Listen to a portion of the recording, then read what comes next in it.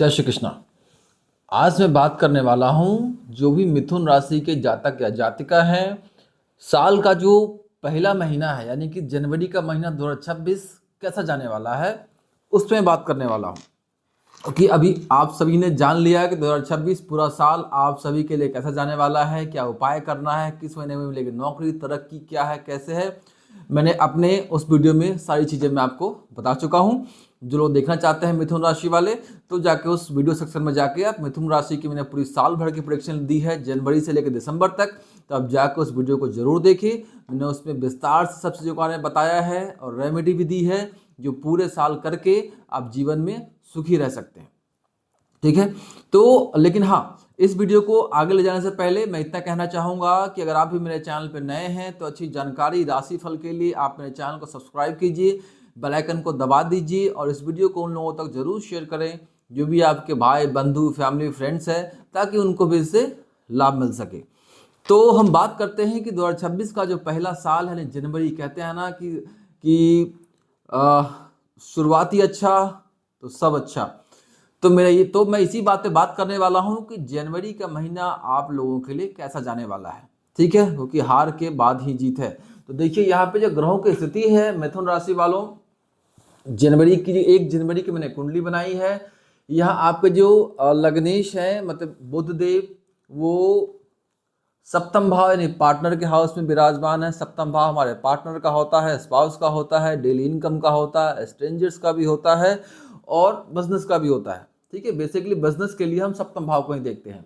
और वहीं आपके जो चंद्रदेव धन के स्वामी होकर उस दिन 1 जनवरी को 12th हाउस में गोचर कर रहे हैं। और हम बात करें केतु 3rd हाउस में है और शनिदेव आपके जो 8th और मतलब अष्टम भाव और भाग्य के जो स्वामी हैं उस दिन कर्म स्थान में गोचर कर रहे हैं। राहु देव आपके भाग्य स्थान में गोचर कर रहे हैं और ये साल के शुरुआत में ये स्थिति काफ़ी अच्छी है क्योंकि 4 ग्रहों का योग बन रहा है यहाँ पे जो काफ़ी अच्छी है।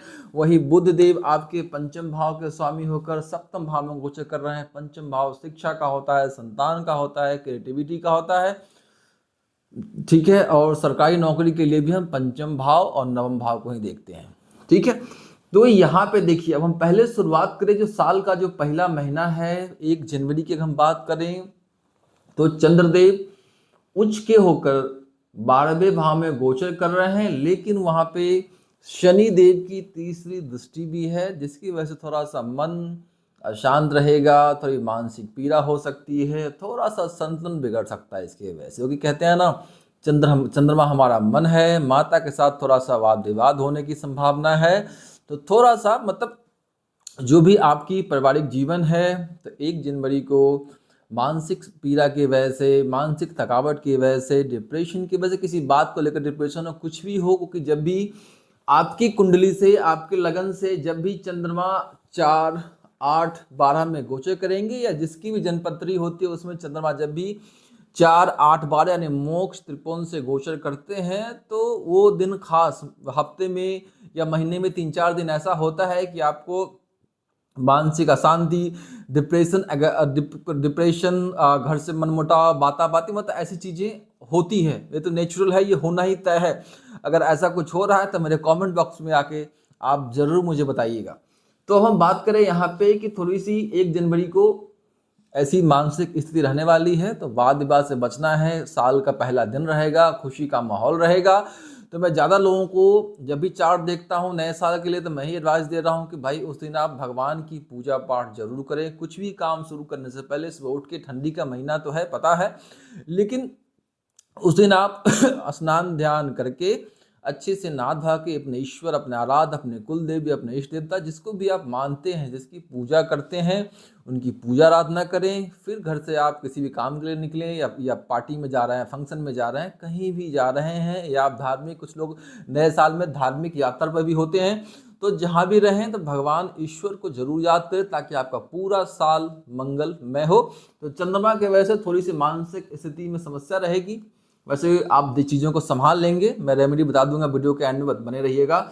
और यहाँ पर देखिए सबसे अच्छी बात यह है कि आपके सप्तम के स्वामी और जो कर्म भाव को स्वामी यहाँ पे गुरुदेव बृहस्पति बनते हैं और वो आपके लगन में ही विराजमान है और सप्तम भाव को देख भी रहे हैं 7वीं दृष्टि से, और 9वीं दृष्टि से यहाँ पे राहु देव को भी देख रहे हैं। अगर वो भाग्य में कुछ प्रॉब्लम क्रिएट करेंगे तो वहाँ पे उनको संभालने वाले हैं। और वही बात करें तीसरी दृष्टि से, वो 5वीं दृष्टि से पंचम भाव को भी देख रहे हैं। ठीक है, तो काफी स्थिति अच्छी है यहाँ पे। लेकिन जो महीना है 1 से लेके 14 जनवरी तक का काफी अच्छा रहेगा। उसके बाद आपके लग्नेश चले जाएंगे अष्टम भाव में, पहले पहुंचेंगे शुक्रदेव, 12 तारीख को यहाँ पहुंचेंगे, 12 जनवरी को अष्टम भाव में। तो यहाँ पे थोड़ी सी आपको जो भी मिथुन राशि के लोग हैं, संतान को लेकर थोड़ी सी आपको पीड़ा हो सकती है, समस्या आ सकती है। संतान का आपका पढ़ाई लिखाई में मन नहीं लगेगा, जिसकी वजह से असंतोष का आपको सामना करना पड़ेगा। फिर 14-15 जनवरी को मकर संक्रांति है, उस दिन सूर्यदेव यहाँ पे आते हैं, तो आपके अष्टम भाव में गोचर करेंगे, जिसकी वजह से थोड़ी सी सूर्यदेव जो है आपके कुंडली के थर्ड हाउस के लॉर्ड बने हुए हैं, तीसरे भाव के स्वामी है, यहाँ पहुंचेंगे।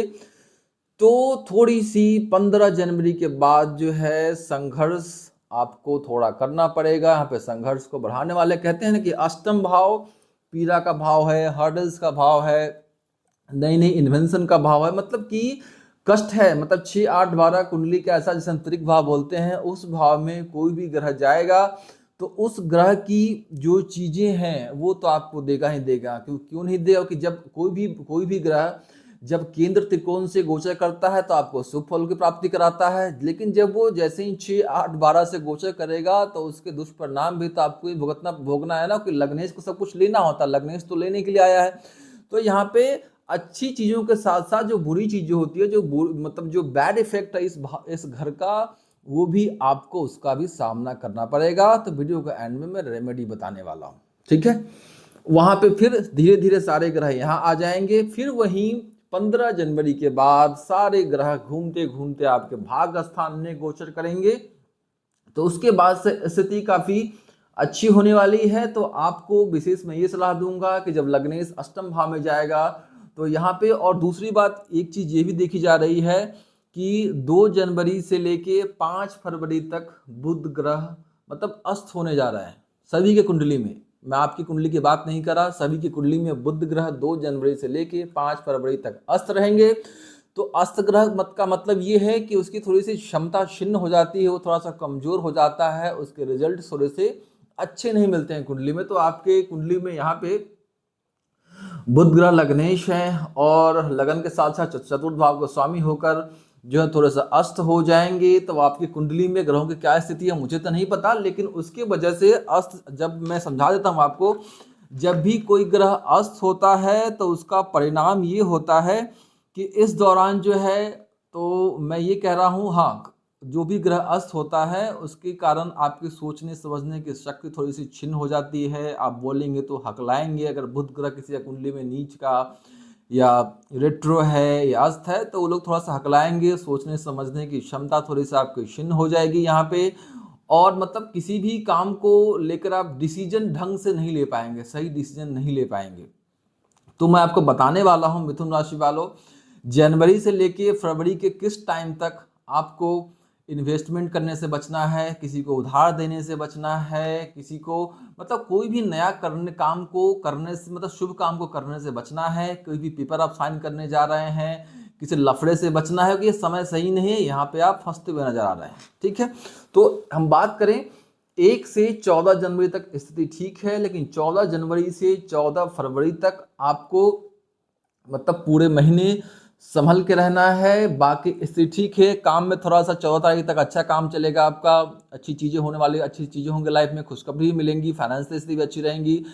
हो सकता है कि किसी को सुनने में आया कि आपको प्रमोशन होने वाला है, लेकिन वो काम थोड़ा सा आपका अटक जाएगा। वो फिर 15 फरवरी के बाद मतलब एंड से वो चीजें फिर अच्छी होनी शुरू हो जाएंगी। तो अब आपको ये रही आपके ग्रहों की स्थिति, जिसकी वजह से मैंने बता दिया। पहला प्रभाव तो चंद्रमा की वजह से थोड़ा सा मनमुटाव, मानसिक अशांति, मानसिक पीड़ा, डिप्रेशन इत्यादि का आपको सामना करना पड़ेगा। तो पूजा पाठ कर लेंगे तो आप अच्छे रहेंगे, स्थिति अच्छी हो जाएंगी। ज़्यादा डिप्रेशन हो तो वाइट चंदन का तिलक ला के आप माथे पे लगाएंगे उस दिन। तो जब भी चंद्रमा आपके अगर थोड़ी बहुत आपको कुंडली की नॉलेज है, जब भी चंद्रमा आपके कुंडली से 4 8 12 भाव से गोचर करे, तो उस दिन अगर आप व्हाइट चंदन का तिलक अगर अपने माथे पे लगाएंगे तो स्थिति अच्छी रहेगी, डिप्रेशन से आप बच जाएंगे। तो यहाँ पे हम बात करने वाले हैं कि अब आपको महीने का हाल तो मैंने बता दिया, 1 से 14 तक चीज़ें आपके हित में रहेंगी। 14 जनवरी के बाद हो सकता है बुध ग्रह आपका अष्टम भाव लगने से आपका अष्टम भाव में जा रहा है, बाकी सारे ग्रह धीरे धीरे अष्टम भाव में प्रवेश कर जाएंगे, तो कुछ न कुछ समस्याओं का सामना करना पड़ेगा 15 जनवरी से लेके 15 फरवरी के बीच में। तो व्यापार क्षेत्र में तरक्की रुक जाएगी आपकी, चलते मतलब काम धंधा थोड़ा सा स्लो डाउन हो जाएगा, मतलब कहा सुनी बहसबाजी ऐसी स्थिति होने वाली है। अगर आपके ऊपर केस मुकदमा चल रहा है तो स्थिति आपके खिलाफ होने वाली है, तो उसके लिए आपको करना क्या है। और दूसरी बात, 2 तारीख से लेके जो है 5 फरवरी यानी 5 फरवरी के बीच में बुध ग्रह जो अस्त हो रहे हैं, तो उसका प्रभाव क्या पड़ेगा आपको, सोचने समझने में दिक्कतें आ जाएंगी। मतलब जो स्टूडेंट्स हैं उनको पढ़ाई लिखाई में मन नहीं लगेगा, उनका जो कंसंट्रेशन भंग होने वाला है, ठीक है। कुछ लोग कुछ चीज़ें याद रहेंगी और जब समय आएगा तो आप उस चीज़ों को भूल जाएंगे। वही सही समय पर सही निर्णय नहीं ले पाना, ये सब चीज़ें होंगी। और बुध ग्रह के अस्त होने से जो लोग व्यापार कर रहे हैं, बिजनेस कर रहे हैं, उनके व्यापार में भी थोड़ा सा डाउनफॉल उनको देखने को मिलने वाला है। नौकरी में नुकसान, मतलब बात में किसी के साथ आपने कुछ उल्टा सीधा बोल दिया उसको खींच के, तो मतलब नौकरी में नुकसान, कहीं आपने इन्वेस्ट कर दिया उस समय में 2 तारीख से लेके 5 फरवरी के बीच में, कहीं आपने गलती से भी इन्वेस्ट कर दिया, किसी को पैसा दे दिया तो आपका पैसा फंस जाएगा, उसकी वजह से हो सकती है कहाँ सुनी भी हो सकती है, ठीक है।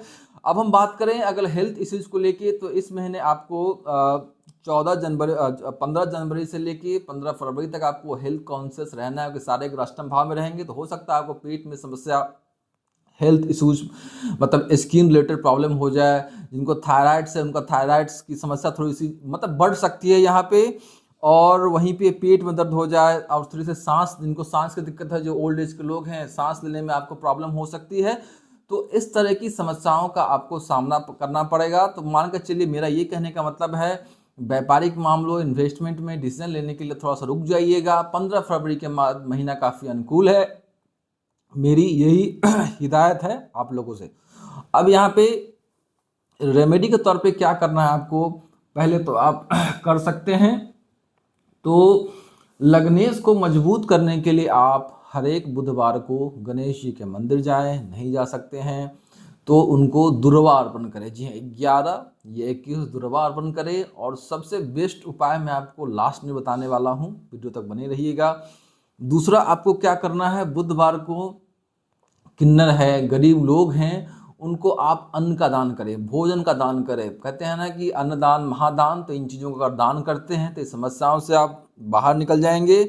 और साथ साथ बुधवार को अगर आप गौ माता को हरा चारा भी खिलाते हैं, तो जो 1-1.5 महीने की जो परेशानी है, उस परेशानी से आप बाहर निकल जाएंगे। और सबसे रामबाण उपाय मैं आपको देता हूँ, मैं खुद भी करता हूँ और भी लोगों से करवाता हूँ, कि अगर आप नित्य प्रतिदिन हो सके तो पूरा जनवरी, पूरा महीने, मतलब पूरा फरवरी, या फिर नित्य पूरा जीवन आप कर सके, तो विष्णु सहस्त्र नाम का पाठ करेंगे। कहते हैं ना कि स्कंद पुराण में इसका वर्णन किया गया है कि विष्णु सहस्त्र नाम का पाठ करने से 9 के 9 ग्रह किसी भी अवस्था में हो, वो उनका आपको शुभ फल मिलना शुरू हो जाता है। विष्णु सहस्त्र नाम के पाठ में नया भाग्य लिखने की क्षमता है। जो लोग करते हैं उसकी महिमा वही जानते हैं। मैं इस पर वीडियो भी लाने वाला हूँ कैसे क्या करना है।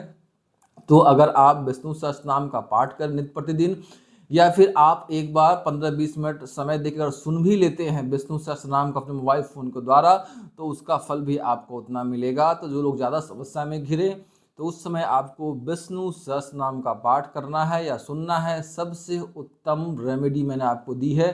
तो इस सारी समस्याओं को करके आप पूरा मतलब आधा जनवरी और आधा फरवरी जो समस्याएं आएंगी उससे निकल जाएंगे। फिर 15 फरवरी के बाद जीत आपकी ही है, विजय आपकी होगी। आप जिस फील्ड में जाएं उस फील्ड में आपको सक्सेस मिलनी तय है।